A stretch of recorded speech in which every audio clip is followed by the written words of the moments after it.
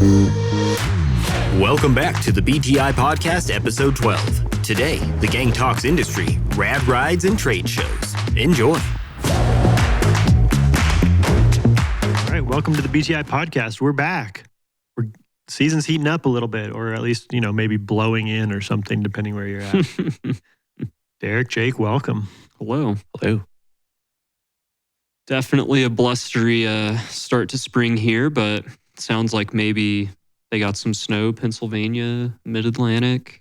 Season is there for some, but just around the corner for others. I don't know. I'm definitely feeling it in my department. Definitely a lot of custom requests, and we've seen some wheels fly off the hooks this week. So cool. Nice. And those are let's get right into it, man. Give us the deets. Those are Wheel Factory custom built wheels. yes, that's right. So anything in catalog or anything you can scrounge up elsewhere, we can generally make it work. Had a bit of a fun experience with a Princeton rim, not drilled, so you have to fish the nipples through. We had to get a little creative with a fly rod leader. I think is what Goose ended up using. Goose was involved with that for sure. Yeah, he got it figured out though, man. So, custom wheels that, anything from a brand that we have but is not in catalog is something we can even special order, though time does become more of a factor in that case. But I think some of the cool stuff we have combines, some of our big brands that make their own system wheels.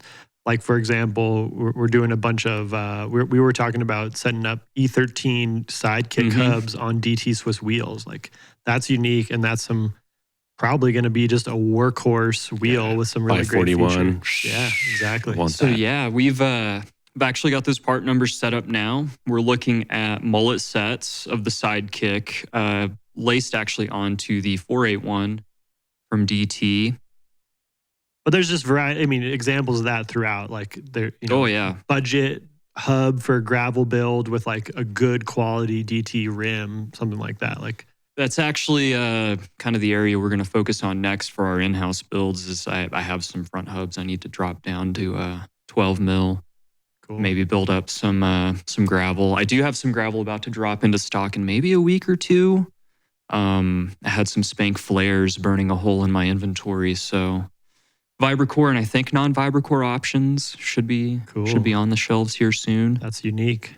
I'm hoping to do a little bit more with Spank next year. I need to actually talk to I really like my 350 rims. I don't have the Vibrocore version, but that's very robust.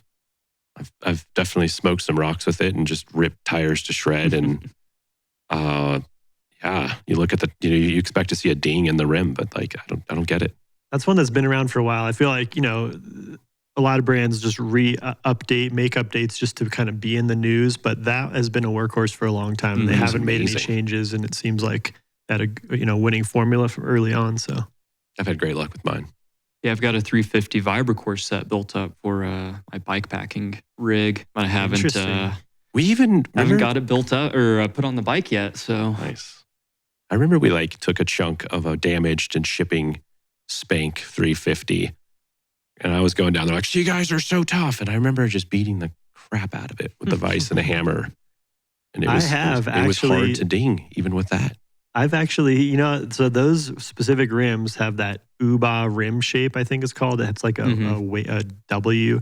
Somehow I dented the middle rise in one of those, even through a Cush core, but it was like full on race run, full send.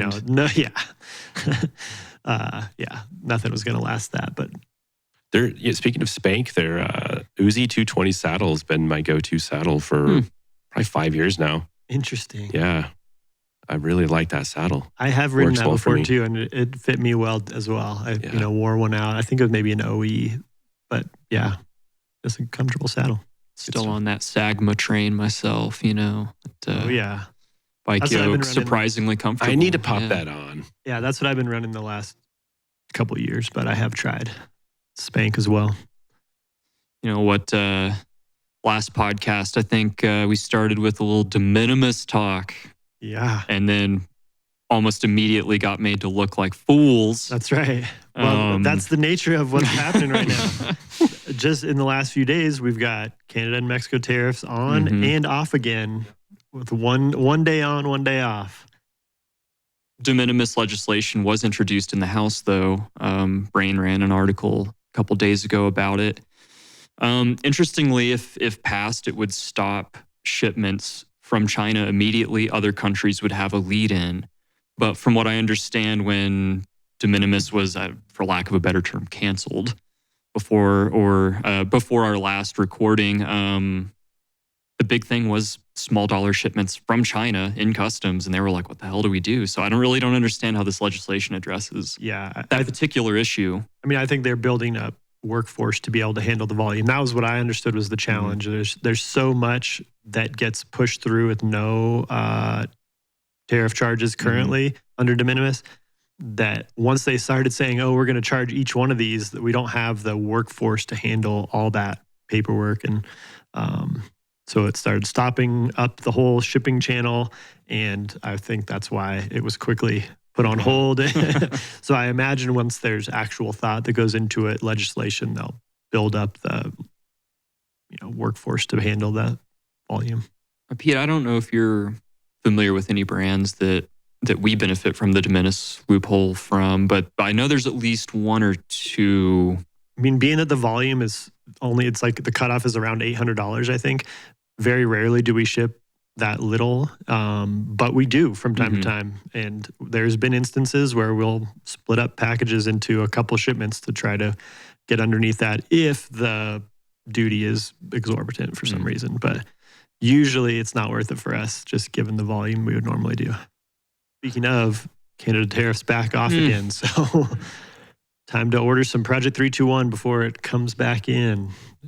So what would we see in that case here? Just an increase in price? Yeah. To be clear, currently, due to the USMCA, there's no duty for Canada and Mexico for approved goods. And with a tariff from those countries, we would absolutely be charged. BTI would be charged as the importer for those imports, and we'd pass that directly on to our customers. Sadly, it just basically increases the prices for everyone. They pass it on to the consumer.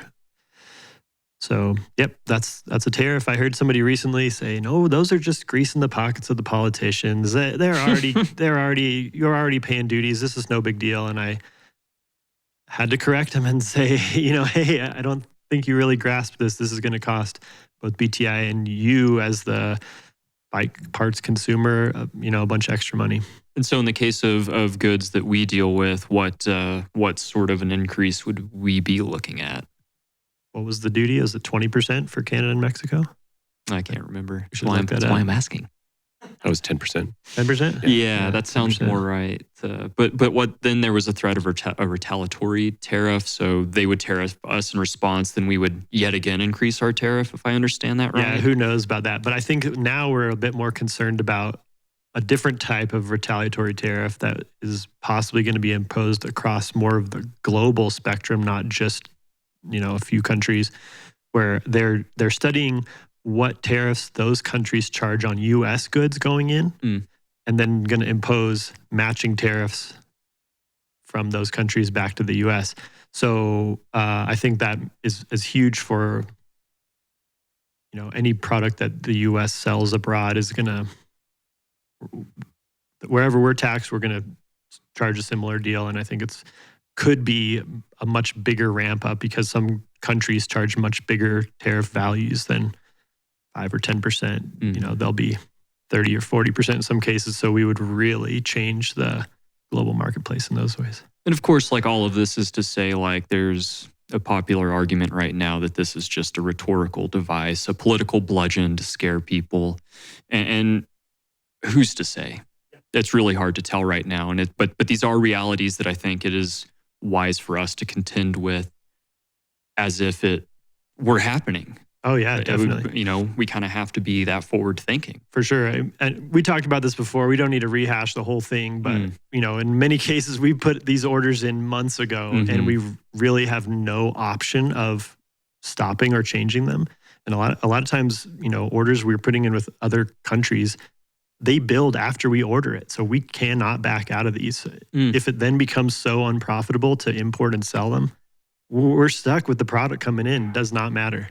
So, yeah, something to kind of take into account how much harder it makes business as a bigger picture when there's all this uncertainty around how much a product is actually going to cost to get to you when you don't know when you order it.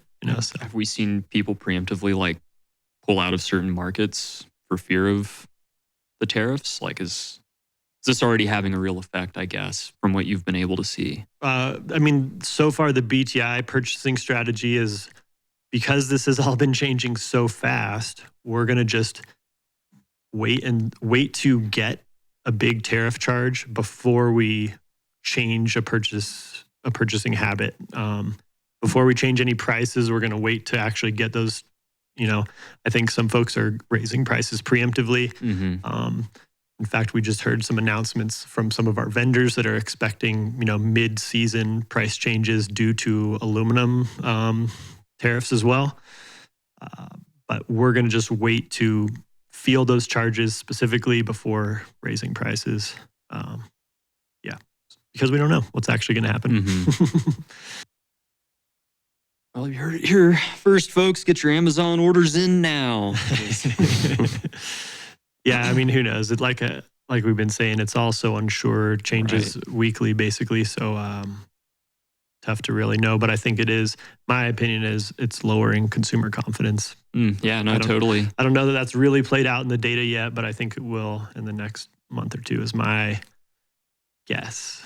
The fear of even economic, downturn is enough to make people sort of tighten the purse strings. So, and in North America and in bikes, that's it's usually a kind of a recreational expense, and I think likely one of the first to be cut. And that's Jake, did you tell me you were here in a shop that had a bunch of bike orders canceled because they were for government employees that lost their jobs? That's the word. Yeah, I've heard. I just caught wind of that from one of our outside reps. Yeah. So that's a reality, man. Yeah, it is wild. That's lost sales right there. Yeah, we could go deeper into maybe the long-term impacts of like reshoring production and how that could benefit everyone in certain cases, but that's more of like auto industry, I guess.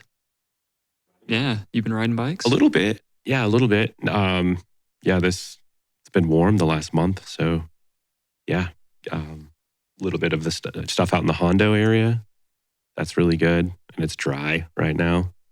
Usually there's snow, so good opportunity to get up there. And I wonder how Glorietta Baldy's doing. We've been talking about trying to check that out. I bet you there's still snow. Well, plus, they just got snow last week. That's right. This week, I guess, but it's probably going to melt kind of quick. Yeah. It probably doesn't have much snow. I bet it's much more rideable than when you hit it last year in April or something. Yeah. Knee-deep snow drifts. Oh, that was something for sure. Yeah, late snow last year for sure. Drop bar? Drop bar, yeah. Drop bar's back. Yeah. Yeah, scored a rival one-by group for the Sklar, so I'm going to put some drop bars on it and mess around with that. Should be fun. Hope to get that mostly in order this weekend. Definitely going to need some help with the brakes, though. I think I'm just intimidated because they're, road bike, shifter brakes, brifters, that we call them? Grifters. It's no different than I'm mostly a flat bar guy, so that's what, what do you mean just in terms of getting... Just getting a good bleed. What's that? Oh, bleeding them. Yeah. Those things bleed easy. Yeah, you're good. Right on. Yeah. That would be exciting. I'm excited. Should be good. Cover a little more ground. I love the way it's set up right now is like just the ultimate hybrid bike, though. Those Doom bars on there are really cool. So you know what? I was wondering, speaking of snow, I was wondering about the Via Caldera. If you guys have checked that out for snow coverage. Yeah. I'm pretty sure it's dry out there. Because that'd be a sweet, like, early season gravel ride, bike pack trip, whatever. Totally. Yeah. I love bike packing out there. It's so good. Speaking of, is that overnight? Is that tonight or is that tomorrow? The Kaha overnight. Local overnight for the bike packing group. Tomorrow. I think tomorrow. By the time anyone listens to this, it'll be 2 weeks ago. Long past. But that's pretty cool that they get together celebrating the time change. But they do it all times of the year and get a group out to kind of support each other in a bike packing trip and have a group of people you don't know that well. It's pretty cool. Kevin, I believe, the dude that's put that on, he's awesome. Always a good time with that guy. Kevin Hinton, I think. Good time. That's awesome. You going to have to change your bag setup when you switch from flat to drop? I don't think so. Yeah, I don't think so. I think the Zeitgeist, well, that's a good question. Got some pretty wide bars, so I think the Zeitgeist will still kind of How wide? nestle in there. I can't remember. I honestly don't. They're curved Walmart bars, and they might be 50 centimeters or something silly. Nice. Or I remember they look bigger than they actually measure. I believe they measure a little funky, but yeah, can't remember. Big flare on those bars? They're big. I mean, to everybody's eyes around here, they're really dumb and big for sure. There's nothing wrong with that. I ride 52 centimeter drop bars on my Superfly, so Sick. yeah. Those actually kind of hurt my shoulders a little. At 48 on the Libre, though, is pretty comfortable. I think that's a sweet spot for me. I was going to say I've experienced that sore shoulders from too wide of drop bars. But, I think it also all depends on your overall fit. Like you're probably going to be a little more upright on the Sklar than maybe it takes some pressure off. All good. Totally. I'm curious about the fit. I mean, yeah, I think it's going to fit me a little better too, for sure. Yeah. It is weird converting flat to drop because you got to have the extra reach of your drop bar factored in. Yeah. You might go with a shorter stem on a drop bar setup. Totally. I mean, when I did the Superfly, I dropped from like a 80 mil to a 35 or 40. I love the Superfly talk, taking me back. A 40 mil stem on your drop bar bike is definitely not that common. But it looks ridiculous, but I like the way it rides, so I've kept it. But that's awesome. That thing's cool. You rip on that thing. It is a modern day gravel bike for sure. I'll be putting gears on it for bike packing, so sweet. Rip to the single speed. Heck yeah. At least for the summer. Another local one I was hoping to check out soon is just riding up Pacheco Canyon Road. What's the forest road number? 102? 102. Yeah, 102. Yeah. It's a big hill climb, and it usually holds snow quite a bit late because it's in a deep valley. But I'm wondering, might be good a ways up at least.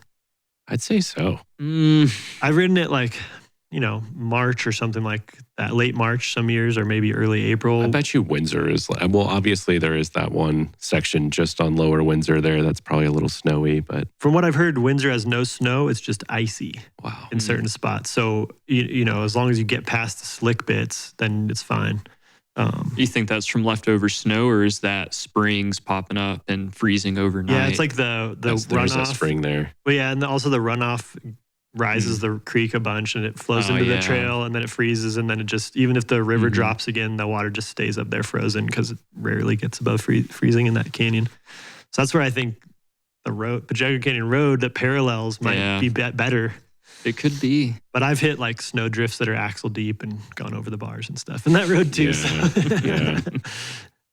There's some amazing sections on that trail. Golly, what a dream. Campsites too. Yeah, totally. It's real nice camping up there. It's Girl Scout cookie season. That's all the nutrition you need. Speaking of nutrition, Sour Patch Kids. There you go, Jay. Yeah, this just in. Put on that salesman hat. Yeah. Yeah, apparently we stock Sour Patch Kids now. So get at it. Get some. They're actually really good. Yeah, I had a bag. I enjoyed it more than I thought I would. Yeah, it's funny. Growing up, I never really liked, I would eat it a little bit, but I was never crazy about it. Wow. Sour Patch Kids, if you haven't had them in a while. These ones are fresh. They're not like real hard, No, That's what they're you should get a hard bag. That's the thing. Yeah, you can actually chew them. They're not all dried out and rubbery and god awful. Yeah, man. I thought that, never mind. I'm stoked we have them. I thought someone was just pulling my chain here, but we've got them. It's true. I keep pushing to add some more chocolate to the catalog, but, I love it as you're chewing on a Girl Scout cookie. Thin mint. Yeah. I finished all my Samoas yesterday. I would say I'm more of a Samoa kind of guy myself. I believe they changed the name. Oh, did they? I think. Yeah, they might have. I heard that it might still be like there's a couple of different bakers that make them. But he got put on the spot and, did the QR code and he started doing an order. And I kept hearing him say like, damn, there's no Samoas. There's no Samoas. He drops his order and then said like, suddenly it's like they're named something else, which is the reason why I couldn't find them. So he spent like $50 in cookies too. Oh, it's easy. It's easy to do that for sure. But you got to take this as like your cookie purchase for a couple months. Yeah. So, you know. You're stocking up. Yeah. All about those Thin Mints in the freezer. That's where it's at. Good way to go. I was trying to teach my 5-year-old about dipping his Thin Mints in milk. It was thought it was really gross at first, but you know, then he had it and it was delicious. So I took a crash last week. It wasn't really bike riding, but I was riding scooter. And I crashed and ruined my favorite pair of jeans. You know? No. Damn. Yeah, and some new shoes got scratched up too. Was it a nice scooter like a Lucky, or was this, we're talking like Razor scooter? No, this is below Razor. Ooh. This is like, again, the 5-year-old scooter. Fisher and I was- Price. Fisher Price. Yeah, something like that. And I was holding, you know, a 5-year-old's helmet in one hand and trying to ride these very narrow cruiser bars in the other. And yeah, I got some speed wobbles. Was there beer involved? Was this like a Sunday cookout type of thing? Or? I wish, but nope. You know, it was at 10 a.m. at the park with the 5-year-old. This dad moment. Yeah. Oh, hell yeah, man. Wrecked it. I Stacked did. it. Did Bear get a kick out of it, I'm sure? Yeah, he was Aw. like, why didn't you just put your foot down, Dad? What are you doing? But I did, you know, go back up and ride the hill again with no helmet in my hand. Trooper. Made it. Nice. You know, Not going to be made a fool of. That's right. Pete. Hell no. No. Yeah. I love it. Step up and make it happen. So, Well, how's the recovery been? You seem to be in one piece. yeah, sad about the jeans. Still got a little scab, but I'm fine. Jeans for road rash protection, yay or nay? Should I start road biking and cut off jean shorts? Dude, just leave. Yeah, just don't even cut them, man. Just full jean, Yeah. full send. Yeah. Rawson went for a lunch ride in full jeans a month ago or something. Yeah. Hell yeah, That's man. the only way. Yeah. Wintertime, maybe? Nah, Yeah, it I was don't know, winter. man. He's a denim guy. It was winter and it was only an hour, so I think you Survived. survived. Yeah. I don't know, man. Lucky scooter. Goose and I were talking about it. One of the shops here in town sells Lucky. I sold Lucky at a shop in Colorado I used to work at, and I don't know. He got me stoked on them again. High-end scooters. Like the freestyle ones? Yeah. Dude, yeah. I kinda There's want something one. else these days. Yeah, they're like a little wider, kind of like a skateboard. And I Higher would help a lot. bars. This one we have Yeah. is so narrow and I cannot fit both my feet on the platform at all. Mhm. I was at a fingerboarding event down in ABQ last summer. And a few of the kids hanging out. I don't know, they're probably like in their early 20s, actually, kids to me. But yeah, between fingerboard sessions, they would hop on those like modern freestyle scooters, but rip them like they were BMX bikes. I'd never seen That's anything like awesome. Like it. do Like, a I've little seen tail scooter whip and kids stuff. like, you know, rip, but like X up tabletop, like over a hip and like do these crazy grind combinations. It was actually really impressive. Dude, that's kind of what brought it Yeah. up downstairs. Like Sahar and I were walking past the downtown skate park the other night, like on Friday, and man, I looked over just in time to see a guy just fucking send it on one of those things. I was like, that looks cool. Like that looks like so much fun. Like I got to buy a scooter. Yeah. Got to go hurt myself. You know. Glad you're so open-minded, not too stuck in our old man ways. Hey man, you know it. I was until I sold them. Until I saw, like I feel like local I've mountain kids biked with rip 'em. some dudes these days. They're like, yeah, man, I started out freestyle scootering. Like a little bit different generation, you know. And then that got him into bikes somehow. Yeah. They Yeah, realized totally. they can actually Yeah. cover ground a little Yeah. faster. Yeah, a lot of the same shops that sell scooters and boards sell bikes. You know, I had a Razor scooter on like my high school first car I ever had. Really had it in the back of the trunk, and we would go session it for sure. We were mostly like BMXers and skateboarders, but what we thought was a joke, we actually had a blast, like stalls, tail whips, and all that stuff. It's fun. Maybe we need to add some scooter brand to the BTI catalog. yeah, You let's guys are go. Trying to Yeah. convince me over here.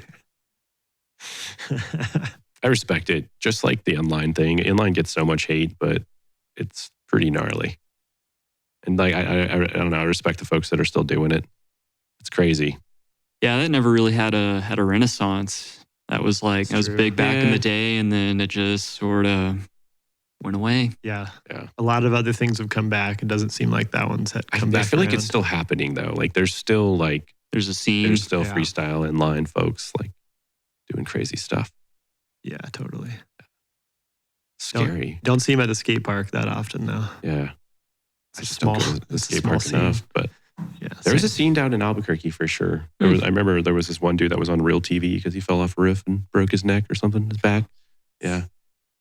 Maybe this is a good intro, actually. A few years ago, I saw Danny McCaskill I was at Sea Otter, and we were just like there afternoon early and saw Danny McCaskill like at the beach at this like stairway on Just the beach. randomly? Yeah, I mean, he was like filming something. Okay. Yeah, like riding a really cool like stone step set or something like that, and doing these really cool, giant leaps down into the sand. I think at the bottom maybe was part of it. It's been a while, but it reminds me Sea Otter's coming up. It's kind of exciting in the bike industry. That means the season's kicking off. Yeah. Not just Sea Otter. It's The kicker. Yeah. We got a whole bunch of events coming up. Jake, you just came from Cabda. Yeah. Did we talk about that the last episode? I can't remember. Cabda, I think we were talking about getting out there. You were maybe? about to go, maybe? So. Yeah, did the Midwest show with Rawson and Jesse. And it was a blast, man. Got to hang out with some of our outside reps that are in that region. And it was great. Yeah, it was awesome to see, shake some hands with some Midwest dealers that I've been working with for a while. And just, it's I don't know, it's so different up there. It's compared to, I guess, the Rockies, right? Like it's just a completely different market. It's fascinating. Lots of cool folks in the Chicago area. Geez, Kentucky, Tennessee. We saw people, Ohio, Indiana. It's cool. So many people York. came to Cabda. Yeah. I mean, it's great. That show's getting a lot of pull with shops these days. It was awesome. Yeah, tons of fun. What was the spread of like ridership that these shops catered to, like mountain to road to gravel? Like, what were the trends? Like, what's the scene like out in the there? city? In the city, obviously, there was a lot of folks from the Chicago area. So a lot of commuter, a lot of family shop kind of vibe from what I got, especially stretching into like Indiana and PA. And then, of course, there's the whole, there's mountains up there in the UP, I guess. And so, yeah, I mean, there was still some mountain shops for sure. Seems like it's, 4-inch travel bike area. But there is, still some gnarly stuff from what I understand, for the bigger bikes. But yeah, seems pretty sweet. And then you got Cabda West coming up in a few weeks as well. Yeah, Las Vegas, which is kind of cool. A little bit of nostalgia there for the trade shows. Yeah, right. If any West Coast shops are going to be heading to Cabda West, go say hi to Jake. And who else is going with you? Lewis. Yeah, Lou and Riley and I will be out there, and then hope to meet up with PK as well. So Perry Kramer, the legendary PK Ripper. Yeah. One of our outside reps in Southern California. I'm sure he'll have a handful of SoCal shops heading that way, probably. Totally. Cool. Yeah. I'm excited. Haven't been to Vegas for a show in a while, so should be fun. Should be fun for sure. I can't remember our booth number, but come on down. Big old BTI sign with fresh produce flashing in the background. Yeah, totally. Can't miss it. Pete will be there digitally, and we'll be there, shaking hands, kicking tires. Thought you were gonna say kicking babies. I was like, dang, Jake, like, easy. And Derek, you're going to the wheel building convention soon, or what? Wheel building convention, man. That's every day of every week. Pete, come on downstairs. Yeah. No, there was actually a slight chance I was going to be in Vegas this spring. Some buddies and I were looking at lining a trip up, and it would have lined up with Cabda. We should have pulled the trigger on those tickets back in January, but maybe next time. Yeah. Sedona Mountain Bike Festival too. I've been, I don't know, maybe 3 times throughout the last 5 years. Really want to go again this year, but I'm not sure. We should all just try to make that happen. Yeah, I've heard it's a great time. You get to actually mix riding in along with It's an outdoor event. It's nice. It's not like a convention center, and it's like just great vibes. People, test riding bikes and having a good time. And then, I mean, geez, the venue is epic, right next to a sweet skate park. And then surrounded by Sedona Red Rocks. Yeah, and you can just hop on the single track and go right from the venue. It's awesome. Do you feel like that show, it is a consumer show, right? There's plenty of like bike demos and stuff for bike consumers. Absolutely. Yeah. There's, if you, there's like shuttles you can sign up for, and, all the brands have their demo bike set up and ready to rip. Versus Cabda's like an industry show. Yeah. Sedona is kind of a mix of all things. Totally. Right? Yeah. Riders, some folks just checking it out. That might, you got it's a mixed bag of everybody really. Riders, a lot of shop employees from the area tend to go check out new bikes and go ride. And then a bunch of brands, not just bike brands, but like other suppliers. Yeah. I think Max's has been there in the past. Totally. Yeah.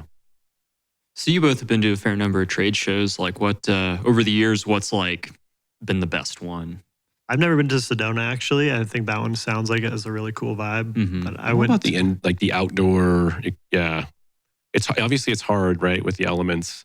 There's a lot of risk involved, but I'm all about the outdoor events. I've never made it to an outer bike. I've only made it to one inner bike quite a while back. A few Cabda shows. I think this will be my 4th Cabda show.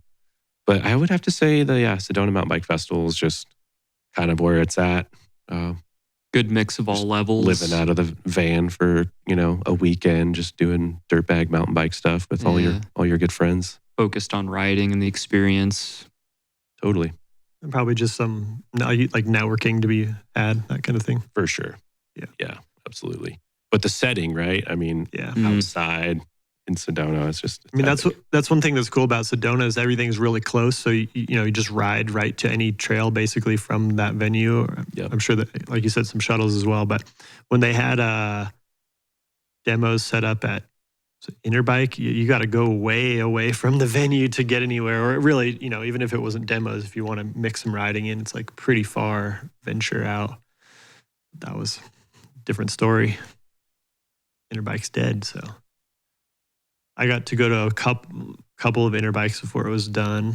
I think I made it to both Vegas and then it moved to Reno. They were both just a whole different vibe. Like it's so industry focused. Interbike was so global. Global, totally. So I thought it was really cool to see like whole rooms that were just like Asian suppliers that were clearly not like deep in the US scene, but just, made a huge investment to come and try to show off what they had. And I think that was interesting. Also like a whole big row of Italian legacy, sweet. old cycling brands. And you just don't hear much English even walking down that aisle. That part of it was really neat that I think we don't feel at current, more mixed consumer shows and things like that. But for sure, Sea Otter's fun for me. I like being outside, but it sure has a different vibe, like going and riding or racing or being a consumer versus going there and having meetings set up, most of your time scheduled, kind of like racing from meeting to meeting. That's been my experience the last few years.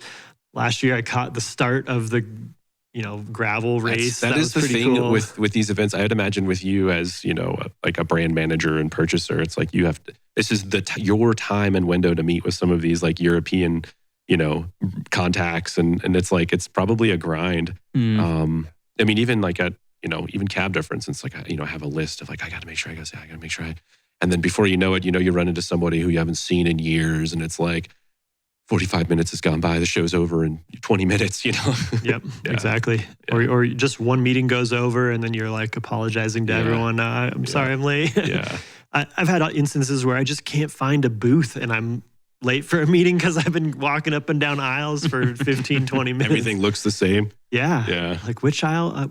I'm 3 over from where I'm supposed to be, ridiculous. But in this case, I think like the old Interbike was a time where people were actually placing pre-book orders or taking orders. And that's not what the shows are for me these days. Everything's done away from the show, but for the actual purchasing side. But we are definitely there, like seeing people face to face and just, creating relationships. And that's probably goes for a lot of different industries, but I think it's still a little stronger in the bike industry than maybe some others is the strength of relationships and that sort of thing. So yeah, it's a good time. You see a lot of people that you don't see otherwise. And like I said, I caught some racing last year. That was fun in between meetings. But Usually a short schedule for me though too. Try to get it done in 2 days, 2.5 days. This year, our producer for the pod, Jake Baca, sitting over in the corner, will be attending Sea Otter as well. Hey. So if you're listening to this, yeah. keep an eye out for some content we'll be making. I think he's going to try to like push content out every day. So it'll be a whirlwind show for Jake. And so, leave us a comment if there's anything specific you want to see. We're going to do some interviews. We're going to check out new product. Hopefully more. I think we can hopefully highlight the scene as a bigger picture and some racing and stuff too. So it's going to be rad. This quick turnaround for you, Jake. That's impressive. I'll be tired because I'll be keeping him up till midnight every night. That's a real threat, right? Midnight. Oh, yikes. That's my old man threat right there. That's late for a school night, Well, wait, no, it is the weekend though. So, you're still working though, but yeah. Or is it a Saturday, Sunday kind of deal? Sea Otter goes Saturday or Thursday through cool. Sunday. Oh, it's Philly Bike Expo. Cut out early. Saturday, Sunday deal. That's coming up this weekend. Ooh. Oh, nice. Nobody from BTI is attending. I think Matt Hagan, our outside rep. Oh, sweet. As well as Josh Frizzell, I believe. And Jesse Moran. Jesse's actually hit shops with Hagan today. So it's great that we're attending so many shows. Another thing I wanted to bring up, an event that's happening in the next few weeks, is the Bicycle Leadership Conference that BTI's not really owner anymore, but CEO is attending. That sounds like a great time. He goes to every year, and I think all the big wigs from the bicycle industry get together and talk. I'm sure there'll be plenty to discuss this year. Totally. Thanks for joining us. Thanks for joining Derek, Jake, and listeners out there. We hope you're enjoying the podcast. Shoot us some more ideas. You can tell we're kind of searching once in a while, and we'd love to hear what you're interested in and your feelings about the stuff you hear. You can disagree. We don't mind. I'm wrong about like everything I say, so it's to be expected. Yeah, exactly. All right. Derek Jacob Beat signing off. See ya. See ya.